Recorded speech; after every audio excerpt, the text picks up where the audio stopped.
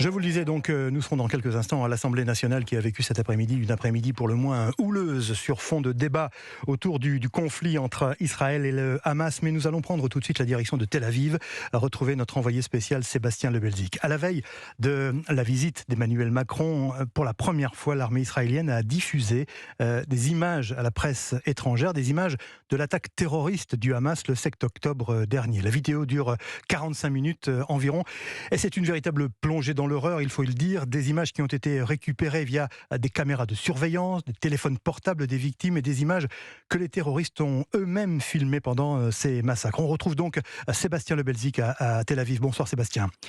Oui, bonsoir Lionel. Bonsoir. Alors vous les avez vues, vous Sébastien, ces images, et elles racontent une horreur de ce 7 octobre qui dépasse tout simplement l'entendement.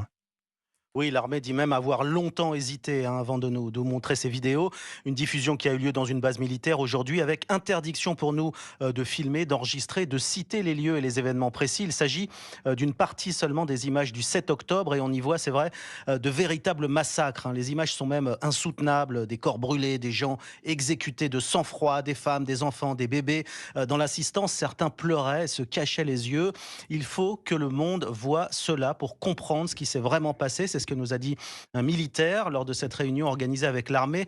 On a pu aussi avoir quelques détails sur ce qui ressemble à une véritable opération commando, une opération apparemment préparée de longue date avec l'aide de l'Iran. Écoutez ce que dit le général Michael Edelstein.